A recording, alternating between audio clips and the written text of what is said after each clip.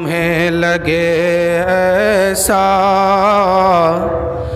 اب دعا ضروری ہے، جب تمہیں لگے ایسا اب دعا ضروری ہے، جب تمہیں لگے ایسا اب دعا ضروری ہے، تو دعا میں آقا کا واسطہ ضروری ہے، تو دعا میں آقا کا واسطہ ضروری ہے۔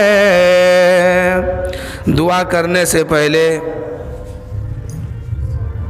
اپنے نبی صلی اللہ علیہ وآلہ وسلم کی بارگاہ میں درود شریف پڑھیے، اور دعا جب مکمل ہو جائے تو آخر میں بھی درود شریف پڑھیے، تاکہ یہ دعا اللہ کی بارگاہ میں قبولیت کا درجہ حاصل کر لے۔ اسی لیے کہ جس دعا میں درود شریف نہیں پڑھا جاتا ہے وہ دعا زمین و آسمان کے بیچ میں معلق رہتی ہے۔ اللہ کی بارگاہ میں اپنی فریاد کو اگر قبول کرانا ہے، اللہ کی بارگاہ میں اپنی دعا کو اگر قبول کرانا ہے تو پہلے نبی پر درود و سلام پڑھو۔ اسی لیے کہ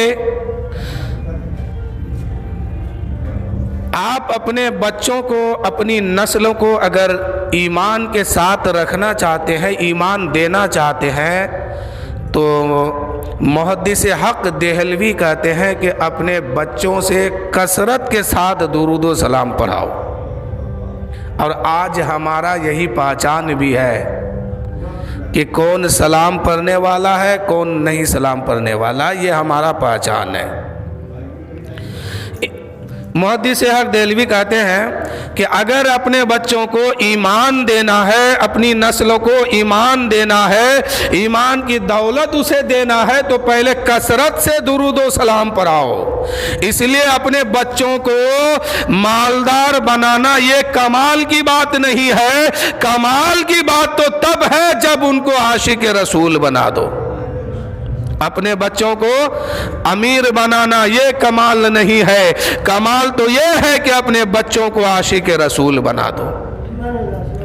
جب تمہیں لگے ایسا اب دعا ضروری ہے، تو دعا میں آقا کا واسطہ ضروری ہے۔ اگر جنت میں جس کو جانا ہے تو وہ راستہ کون سا ہے، وہ راستہ سنیے آج کے دور کا، کہ جس کو چاہیے جنت کان کھول کر سن لے، جس کو چاہیے جنت، جس کو چاہیے جنت کان کھول کر سن لے، مسلک رضا والا راستہ ضروری ہے، مسلک رضا والا راستہ ضروری ہے، جب تمہیں لگے ایسا اب دعا ضروری ہے، تو دعا میں آقا کا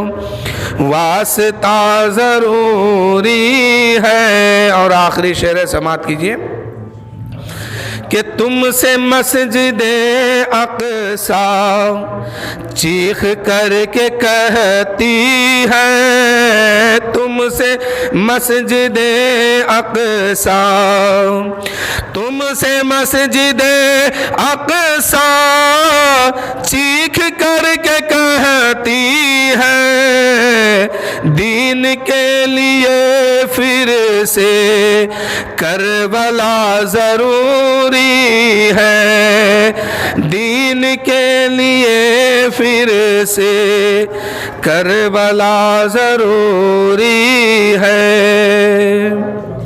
میرے دوستو، دین پر چلنے کے لیے اور اپنی اولاد کو دین پر چلانے کے لیے پہلے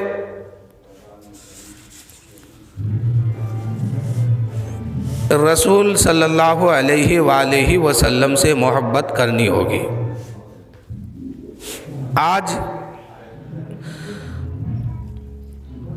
ہم سب کے گھروں میں ہوتا کیا ہے کہ باپ اپنی زندگی دین سے دور رہ کر کے گزارتا ہے، ماں اپنی زندگی سے بہت دور، اپنی زندگی کو دین سے دور رہ کر کے گزارتی ہے۔ اسی لیے ایک بچہ جو اس گھر میں پیدا ہوتا ہے تو وہ بچہ بھی اپنی زندگی کو دین سے دور کر لیتے ہیں۔ آج جو ہماری قوم میں 10 سال 20 سال 25 سال 30 سال نوجوان جو ہے، یہ جو بے نمازی ہے، یہ غلطی اس کی ماں باپ کی ہے۔ کاش اگر باپ نماز پڑھتا تو یقیناً بیٹا بھی نماز پڑھتا دیکھ کر کے، ماں نماز پڑھتی تو بیٹی بھی نماز پڑھتی۔ ماں جب تک پردے کے ساتھ اپنی زندگی نہیں گزارے گی تب تک اس کی بیٹی پردہ کیسے کرے گی؟ آج جو ہمارے گھر کا ماحول بگڑ رہا ہے، آج ہم جو دین سے دور ہوتے جا رہے ہیں، اس میں ایک اہم کردار ماں باپ کا بھی ہے۔ باپ جب تک نماز نہیں پڑھے گا تو اس بچے کو پتا کیا ہوگا کہ ہمیں کیا کرنا چاہیے۔ اگر باپ نماز پڑھتا ہے، بچپن سے وہ بچہ دیکھتا ہے کہ میرا باپ مسجد کا نمازی ہے، مسجد میں نماز پڑھنے جاتے ہیں، تو یقیناً وہ بچہ آگے چل کے نمازی بن کے اپنی زندگی گزارتا۔ ایک بیٹی آج بے پردہ ہو کر کے اپنی زندگی گزار رہی ہے، ایک بیٹا دین سے دور رہ کر کے اپنی زندگی گزار رہا ہے، تو اس میں اہم کردار جو ہے وہ ماں باپ کا ہے۔ ماں بڑھاپے کی زندگی گزار رہی ہے لیکن اب تک نماز کی پابند نہیں ہے، اور بیٹی سے امید رکھتے ہیں کہ یہ اچھی اور نیک بنے گی۔ یہ ہو نہیں سکتا ہے، پہلے کردار ماں باپ کا ٹھیک کرنا ہوگا، اس کے بعد ہی کوئی راستہ آپ کو ملے گا۔ آج ہم لوگ یا آپ لوگ یا کوئی بھی، ہر آدمی اس بات کو جانتا ہے کہ ہم کو نماز پڑھنا ہے، ہم کو اس دنیا سے جانا ہے، ہم کو ایک دن مرنا ہے، ہمارے پاس ایک دن موت آئے گی، ہم اس دنیا کو چھوڑ کے چلے جائیں گے۔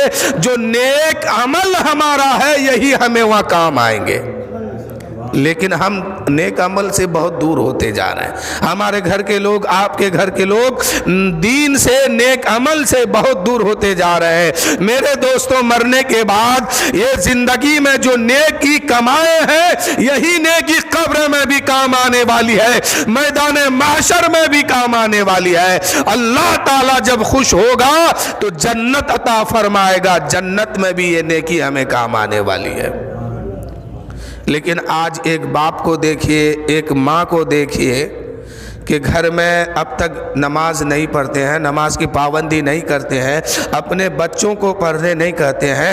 میرے دوستو، ایک حدیث میں سناتا ہوں کہ قبر میں جائیں گے بے نمازیوں کے ساتھ عذاب ہوگا۔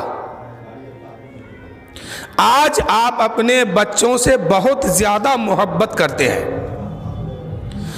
اس بچے کی پرورش کے خاطر آپ گرمی کو گرمی نہیں سمجھتے ہیں، دھوپ کو دھوپ نہیں، بارش کو بارش نہیں، ٹھنڈی کو ٹھنڈی نہیں سمجھتے ہیں۔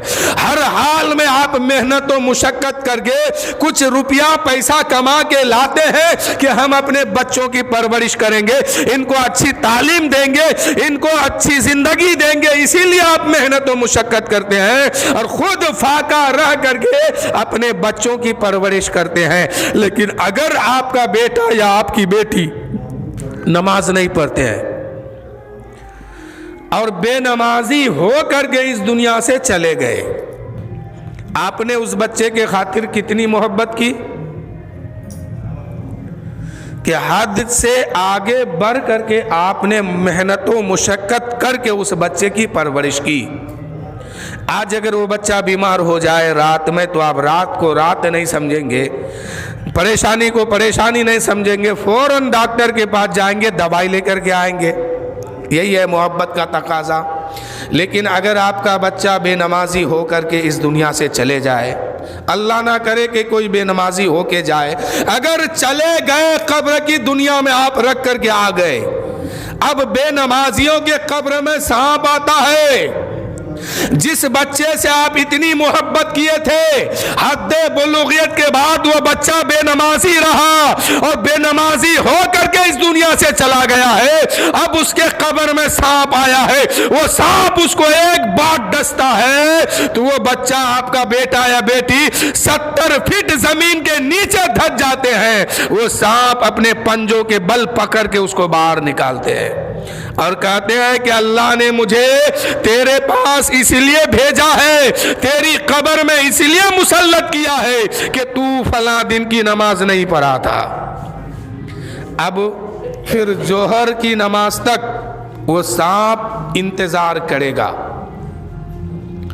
اگر ظہر کی نماز نہ ہوگی پھر وہ سانپ بولے گا، بولنے والا بھی ہوگا، وہ بولے گا اور کہے گا تو کتنا کم بخت ہے کہ تو ظہر کی نماز بھی نہیں پڑھا ہے، پھر میں تمہیں ڈسوں گا۔ پھر وہ 70 فٹ زمین کے نیچے دسے گا۔ اس سانپ کے پنجے میں ناخن اتنا بڑا بڑا ہے کہ ایک آدمی ایک دن میں جتنا پیدل چل سکتا ہے اتنا بڑا اس کا ایک ناخن ہے۔ پنجے کے بل، وہ بھی لوہے کے ناخن ہے، پنجے کے بل پکڑ کے پھر اس کو نکالیں گے، پھر انتظار کریں گے کہ عصر کی نماز پڑھا ہے کہ نہیں، پڑھا ہے تو ٹھیک ہے، نہیں پڑھا ہے تو پھر ڈسے گا، پھر مغرب تک ڈسے گا، پھر مغرب کے بعد عشاء سے فجر، اسی طرح ہوتے رہے گا۔ اور میرے دوستو جانتے ہیں اگر ایک بار وہ سانپ ڈسے گا نا، اس کا زہر اتنا خطرناک اثر کرے گا کہ 70 سال تک وہ مردہ قبر میں تڑپتے رہے گا۔ ایک برنی جانتے ہیں، ارے مدھو مکھی جانتے ہیں نا، اگر آپ کو 2-4 کو کاٹ لے تو آپ دن بھر چین سے رہ سکتے ہیں، کھانا موجود ہے، بسترا موجود ہے، پنکھا چل رہا ہے، عیش و آرام کی زندگی ہے، صرف چھوٹی سی ایک مدھو مکھی آپ کو کاٹی ہے تو آپ دن بھر تڑپ رہے ہیں، جبکہ اس کا زہر شام ہوتے ہوتے ختم ہونے والا ہے تو آپ کے اندر اتنی تڑپ اور جلن ہوتی ہے۔ لیکن میرے دوستو وہ سانپ ایک بار ڈسے گا نا تو 70 سال تک اس کا زہر اس کے جسم میں گھومتا رہے گا، تڑپتا رہے گا، چلاتا رہے گا۔ بے نمازی جب قبر میں جاتے ہیں، اس کے قبر میں بچھو بھی آتا ہے، وہ بچھو جو اونٹ کی گردن کے طرح موٹی موٹی ہے، وہ بچھو کو مسلط کیا جاتا ہے۔ روایت میں بات آئی ہے کہ پہلا ڈنک جو وہ بچھو مارتا ہے یا تو اس کے ہونٹ میں مارتا ہے یا اس کے ناک میں مارتا ہے۔ یہ بے نمازیوں کا سزا قبر میں ہے۔ پھر اس کی قبر کے اندر آگ جلائی جاتی ہے۔ آپ ذرا سوچئے کہ جس بیوی سے، جس بیٹی سے، جس ماں سے، جس بہن سے، جس بیٹے سے، جس باپ سے اتنی محبت آپ نے کیا ہے دنیا میں، آپ کی محبت وہاں کام نہیں آ رہی ہے۔ کاش اگر دنیا میں رہ کر کے اس پر سختی کے ساتھ کہتے کہ تمہیں میرے گھر میں رہنا ہے تو ہر حال میں نماز پڑھنا ہوگا، نماز کے ساتھ اپنی زندگی گزارنی ہوگی، تو میرے دوستو اگر وہ نماز دنیا میں رہ کر کے پڑھ لیتا تو قبر کی مصیبت سے وہ نجات پا جاتا۔ لیکن اب بے نمازی ہو کے گیا ہے، قبر میں آگ جلائی جائے گی۔ روایت میں بات ہے کہ جہنم کی آگ اس کے قبر میں دہکائی یعنی جلائی جائے گی۔ چاروں طرف موٹی موٹی دیوار ہے، اوپر بھی منومن مٹی ہے، کدروں کا دیوار فار کر کے یا چھت کو توڑ کر کے وہ باہر نہیں نکل سکتا ہے، اتنے مضبوطی کے ساتھ اس کو دفن کیا جاتا ہے، وہ باہر نہیں نکل سکتا ہے۔ ایسے عالم میں اگر بے نمازی کے قبر میں جب آگ جلے گی اس وقت کدھر بھاگیں گے یہ؟ روایت میں بات ہے کہ مردہ اسی میں الٹ پلٹ یعنی کود فان کرتے رہتے ہیں، بھاگنے کا کوئی راستہ نہیں ہے۔ اللہ جب تک چاہے گا اس کی قبر میں آگ جلے گی، نہ آگ وہ بجھنے والی ہے۔ تو میرے دوستو جس اولاد سے، جس خاندان سے، جس رشتہ دار سے آپ اتنی محبت کرتے ہیں وہیں پر سختی بھی کیجئے کہ تم نماز کے ساتھ اپنی زندگی گزارو، نماز پڑھو۔ میرے دوستو، ہم دنیا میں ہیں، ہمارا کوئی ساتھ دینے والا وہاں نہیں ہوگا، آپ کا کوئی ساتھ دینے والا نہیں ہوگا، آپ کے ساتھ کوئی چیز جانے والی نہیں ہے۔ اگر جانے والی کوئی چیز ہے وہ قرآن پاک کی تلاوت ہے، پنجگانہ نماز ہے، صدقہ ہے، زکوٰۃ ہے، نیک اعمال آپ کے ساتھ جائیں گے۔ اگر یہ نیک اعمال دنیا میں کرتے ہیں، قبر کی دنیا میں بھی یہ نیکی آپ کی کام آئے گی، حشر کے میدان میں بھی کام آئے گی۔ اگر یہ نیک اعمال نہیں کرتے ہیں، بدی کے ساتھ اپنی زندگی گزارتے ہیں، یہ گناہ آپ کو قبر کے میدان میں بھی سزا دلائے گا، اور یہی گناہ میدان معاشر میں بھی گواہی دے گا کہ اس کو دوزخ کے طرف بھیجا جائے۔ یہ بہت بڑا پاپی انسان تھا،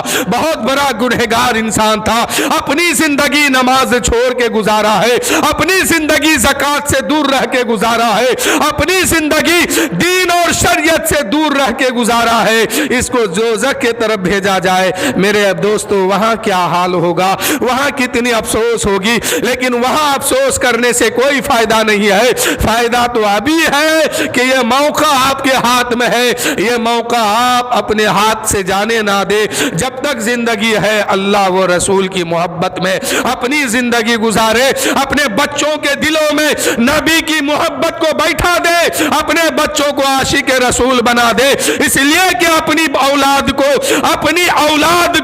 مالدار بنانا کمال نہیں ہے، اپنی اولاد کو عاشق رسول بنانا کمال کی بات ہے۔ اپنے اولاد کو عاشق رسول بنا دیجئے اور کہہ دیجئے بیٹا جب تک زندگی ملی ہے نبی کی محبت میں جینا سیکھ لو اور نبی کی محبت میں مرنا سیکھ لو۔ کامیاب انسان وہی ہے جو اپنی زندگی کے ہر معاملے میں نبی کی محبت میں جینا اور مرنا سیکھا ہے۔ آج ہم لوگ اپنی اولاد سے کہتے ہیں کیا کہ فلاں کا بیٹا اتنا پیسہ کماتا ہے، تو کب کمائے گا؟ کہتے ہیں نا، فلاں کا بیٹا پیسہ کما رہا ہے، تم ابھی تک گھوم رہا ہے۔ یہ تعلیم دیجئے، یہ سکھائیے، ضروری ہے پیسہ کمانا۔ پیسہ کمانا کوئی غلط نہیں ہے، ضروری ہے آپ کی زندگی کے لیے، اس لیے کہ پیسہ نہیں کمائیے گا تو آپ موٹر سائیکل میں کیسے چلیے گا؟ پیسہ نہیں کمائیے گا بیماری کا علاج کیسے کیجیے گا؟ پیسہ نہیں کمائیے گا کھانا کیسے کھائیے گا؟ پیسہ نہیں کمائیے گا اچھی زندگی کیسے گزاریں گے؟ پیسہ کمانا ضروری ہے، لیکن میرے دوستو، جہاں اپنے بچوں سے کہتے ہیں فلاں کا بیٹا اتنا پیسہ کماتا ہے، فلاں کا بیٹا اتنا روپیہ کماتا ہے، تو کب کمائے گا؟ وہیں پر اپنے بچوں کو یہ بھی سبق دو، فلاں کا بیٹا نماز پڑھتا ہے، تو کب پڑھے گا؟ فلاں کا بیٹا قرآن پاک کی تلاوت کرتا ہے، تو کب کرے گا؟ فلاں کا بیٹا نبی کی شریعت کے ساتھ اپنی زندگی گزارتا ہے، تو کب نبی کی شریعت پر عمل کرے گا، نبی سے محبت کرے گا؟ جہاں آپ کہتے ہیں دوسرے کا بیٹا اتنا پیسہ کماتا ہے، تم کب کماؤ گے؟ وہیں پر اپنے بچوں کو یہ بھی سبق دے دو کہ فلاں کا بیٹا نبی سے محبت کرتا ہے، تو کب کرے گا؟ فلاں کا بیٹا نماز پڑھتا ہے، تو کب پڑھے گا؟ فلاں کا بیٹا اللہ کی فرما برداری کرتا ہے، تو کب کرے گا؟ فلاں کا بیٹا قرآن پاک کی تلاوت کرتا ہے، بیٹا تو کب کرے گا؟ یہ بھی تعلیم دینے کی ضرورت ہے۔ لیکن ماں باپ کی زندگی کو ذرا دیکھیے نا کہ اس کی سال میں ہے، آج باپ بوڑھا ہو رہا نماز نہیں پڑھتا ہے، ماں بوڑھی ہو رہی نماز نہیں پڑھتی ہے۔ جو ماں باپ نماز نہ پڑھے اس کے بچہ کہاں سے نمازی بنے گا؟ اس لیے ماں باپ کو ضروری ہے کہ پہلے وہ نمازی بنے اور ساتھ میں اپنے بچوں کو بھی نمازی بنا دے۔ ماں بے پردہ کے ساتھ اپنی زندگی گزار رہی ہے اور بیٹی سے امید رکھی ہے کہ یہ نقاب کے ساتھ چلے گی۔ نقاب پہلے ماں کے چہرے پہ ہونی چاہیے، یقیناً وہ بیٹی بھی ماں کو دیکھ کر کے نقاب لگانا شروع کر دے گی۔ آج کسی کے گھر کا پتہ کرنا ہو نا کہ اس کا ماں باپ کیسا ہے، اس کے خاندان کے لوگ کیسا ہے، تو ان کے بچوں سے ان کے اندازہ لگا سکتے آپ۔ اس کے بچوں سے اندازہ لگا سکتے ہیں کہ اس نے اپنے بچوں کو دین کی تعلیم کتنی دی ہے اور دین کتنا سکھایا ہے، دین کتنا پڑھایا ہے، دین پر کتنا عمل کرا رہا ہے۔ میرے دوستو، آج ماں باپ کو ضروری ہے کہ وہ بھی نمازی بنے اور ساتھ میں اپنے بچوں کو بھی نمازی بنا دے، اس لیے کہ یہ دنیا فانی ہے، اس دنیا میں کوئی رہنے نہیں آیا ہے۔ جو جتنی محبت اللہ و رسول سے کرے گا وہاں اتنا ہی جلد وہ پاس ہو جائے گا۔ تو محبت کرنے کے لیے شرط ہے کہ ایمان بھی مکمل ہو، عمل بھی مکمل ہو۔ ہر انسان کے پاس دو چیزیں ہیں، ایک ہے جسم، ایک ہے روح۔ جسم تو سب کا دکھتا ہے کہ یہ موٹا ہے کہ پتلا ہے، دبلا ہے کہ طاقتور ہے، یہ سب کو دکھتا ہے، لیکن روح آج تک کسی نے کسی کی دیکھی ہے کہ اس کی روح موٹی ہے کہ پتلی ہے، کمزور ہے کہ طاقتور ہے؟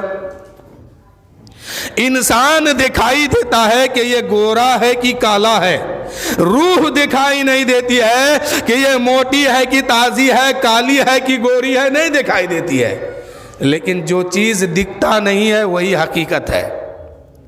جسم دکھتا ہے لیکن یہ جسم کچھ بھی نہیں ہے، اصل اس کے اندر جو چھپی ہوئی طاقت روح ہے یہی سب کچھ ہے۔ جس دن یہ روح جسم سے نکل جائے گی یہ جسم مردہ پڑ جائے گا، یہ جسم کوئی کام کا نہیں رہے گا، یہ جسم نہ تو چل سکتا ہے، نہ بول سکتا ہے، نہ دکھ سکتا ہے، نہ کچھ کر سکتا ہے۔ کیا پتا چلا کہ اس جسم کو چلانے کے لیے سب سے پہلے روح کی ضرورت ہوتی ہے۔ یہ جب تک یہ جسم میں روح رہے گی جسم کام کرے گا، لیکن وہ دکھتا نہیں ہے۔ آپ کو آج تک کسی کی روح نہیں دیکھی ہوگی، میں بھی نہیں دیکھا ہوں کہ آپ کی روح کتنی موٹی ہے، لیکن آپ کے جسم کو میں ضرور دیکھتا ہوں کہ آپ کتنے گورے ہیں، کتنے خوبصورت ہیں، کتنے طاقتور ہیں، کتنے کمزور ہیں، سب دکھائی دیتا ہے، لیکن آپ کے اندر جو روح چھپی ہے وہ دکھائی نہیں دیتا ہے۔ لیکن وہی حقیقت ہے، وہ اگر نکل گئے تو آپ کو جنازے پہ لٹانے کے لیے ہم تیار ہیں، وہ اگر نکل جائے تو آپ کو غسل دلانے کے لیے تیار ہے، جنازہ کی نماز پڑھانے کے لیے تیار ہے، مٹی میں دفن کرنے کے لیے بھی تیار ہے۔ لیکن جب تک وہ موجود ہے، جب تک وہ موجود ہے کوئی آپ کو جنازے پہ لٹا نہیں سکتا ہے، کتنوں بڑی طاقتور ہو، کوئی آپ کو کاندھا نہیں دے گا، کوئی آپ کو دفن کرنے نہیں جائے گا۔ کیا پتا چلا اس جسم کی حقیقت جو ہے وہ روح ہے۔ ایسے ہی ایمان ہے اور عمل ہے۔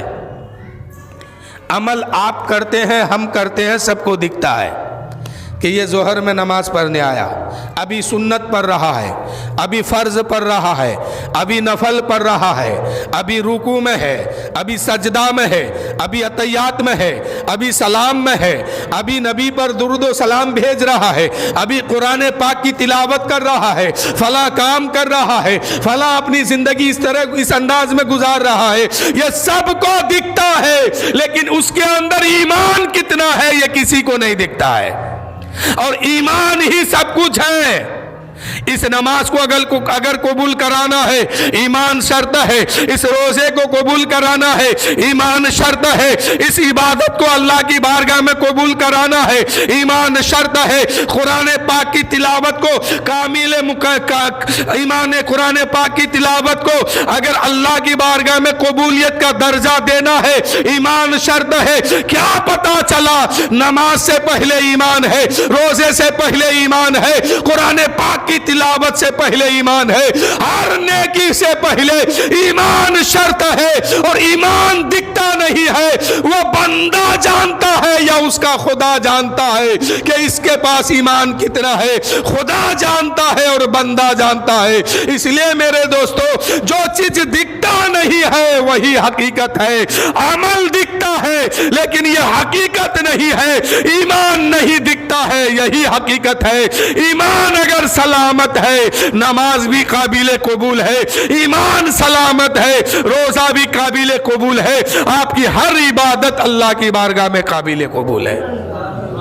کیا پتا چلا نماز پڑھنے سے پہلے اللہ و رسول پر ایمان لانا ضروری ہے، جنت و دوزخ پر ایمان لانا ضروری ہے، قبر کے سوال پر ایمان لانا ضروری ہے، یعنی نبی نے جو فرما دیا اس پر عمل کرنے سے پہلے نبی پر ایمان لانا ضروری ہے کہ یہ آخری نبی ہے، اللہ کا حبیب ہے، اللہ کا محبوب ہے، شافع محشر ہے، کل میدان محشر میں ہماری شفاعت یہی رسول کرنے والے ہیں۔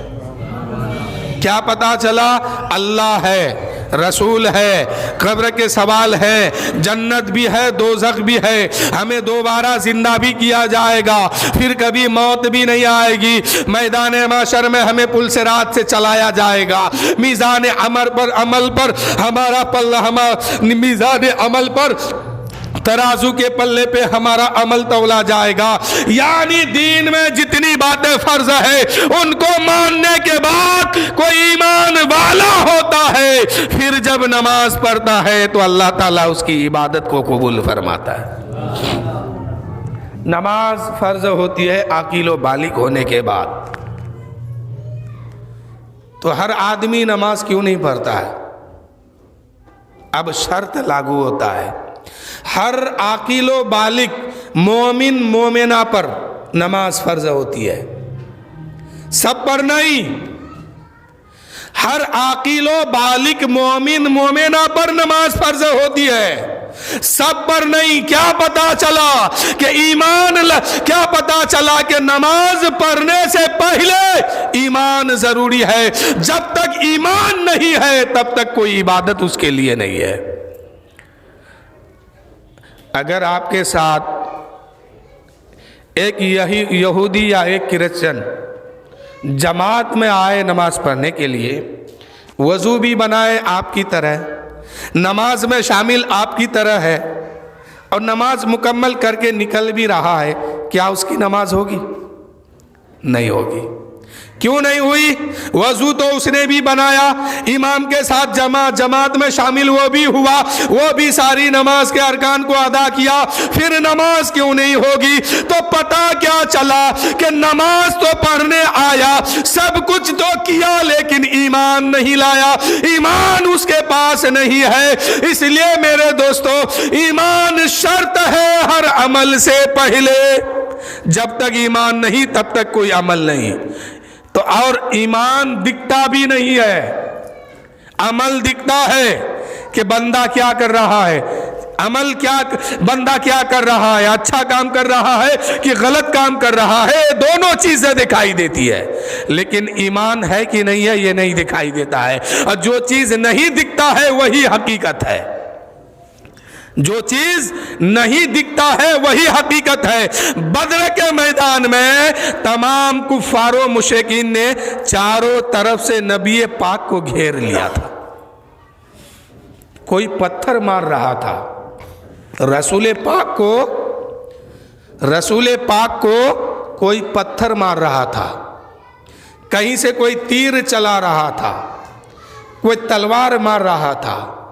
ایک صحابی رسول وہاں پر موجود تھے، جانتے ہیں ان کا نام کیا ہے؟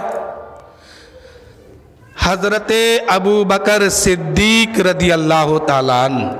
امت میں سب سے افضل ہے، یہ صحابہ میں بھی سب سے افضل ہے۔ حضرت ابو بکر صدیق وہاں پر موجود ہیں، کفار و مشرکین تلوار چلا رہا ہے، کوئی تیر چلا رہا ہے، کوئی پتھر مار رہا ہے۔ ابو بکر صدیق کبھی دائیں جاتے ہیں، کبھی بائیں آتے ہیں، کبھی سامنے آتے ہیں، کبھی پیچھے آتے ہیں، اور عرض کرتے ہیں یا رسول اللہ، یا حبیب اللہ، جب تک یہ دیوانہ رہے گا تب تک آپ پر جان قربان کرتا رہے گا۔ ہمیں ابو بکر صدیق نے کیا سبق دیا ہے؟ وہ دائیں کیوں جا رہے تھے، بائیں کیوں آ رہے تھے، سامنے کیوں جا رہے تھے؟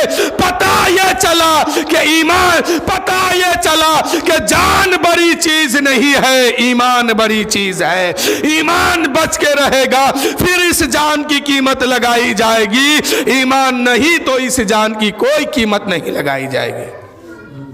ابو بکر صدیق کہتے ہیں، اے لوگو، नबी पाक के नाम पर अगर कुर्बान हो गए होते तो यकीनन मेरे मुअज्जज़ सामिन इकराम हमेशा के लिए बेड़ा पार हो गया होता।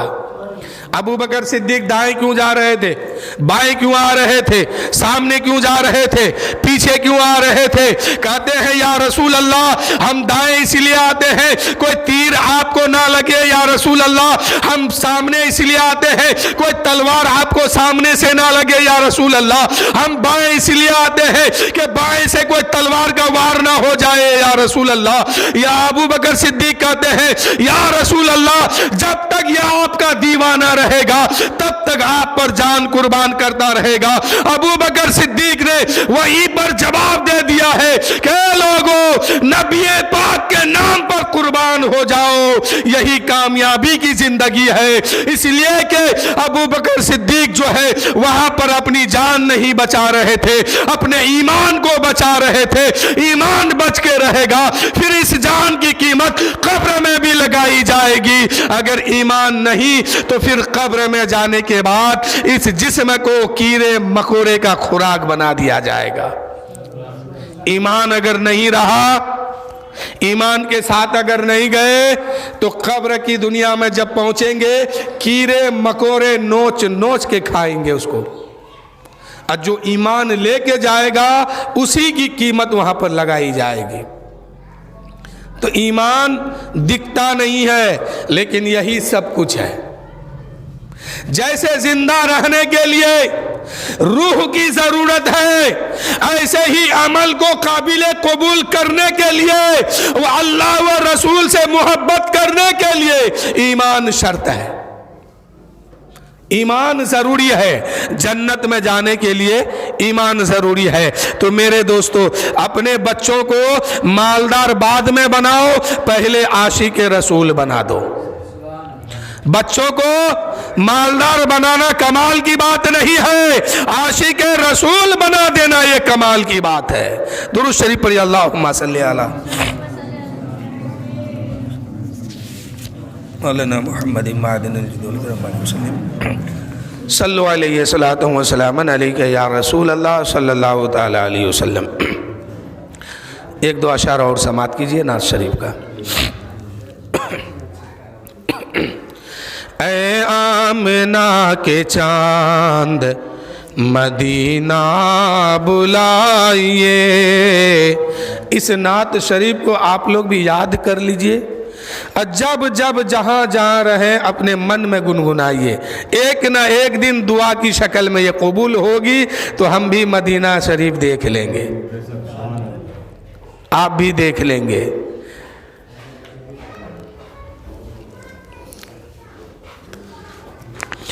ऐ आमना के चांद मदीना बुलाइए, मरने से पहले गुंबदे खजरा दिखाइए, मरने से पहले गुंबदे खजरा दिखाइए, मरने से पहले गुंबदे खजरा दिखाइए। ऐ आमिना के चांद मदीना बुलाइए, मरने से पहले गुंबदे खजरा दिखाइए, मरने से पहले गुंबदे खजरा दिखाइए। और एक शेर सुनिए, बहुत कीमती शेर है ये, लेकिन आप लोग भी इसको पढ़िए और हमेशा पढ़ा कीजिए। क्या पता किस दिन मुकद्दर जाग जाए, क्या पता किस दिन मुकद्दर का सितारा चमक उठे और हम अपने नबी का दीदार कर ले, मुझ जैसे गुनहगार को भी ये मकाम मिल जाए। आंखें तरस रही है जियारत के वास्ते, आंखें तरस रही है जियारत के वास्ते, एक दिन हुजूर حضور خواب میں تشریف لائیے، ایک دن حضور خواب میں جلوہ دکھائیے، ایک دن حضور خواب میں جلوہ دکھائیے۔ بہت قیمتی شعر ہے یہ، بہت قیمتی شعر ہے۔ سنا ہے کہ آپ ہر عاشق کے گھر تشریف لاتے ہیں، میرے گھر میں بھی ہو جائے چراغاں یا رسول اللہ۔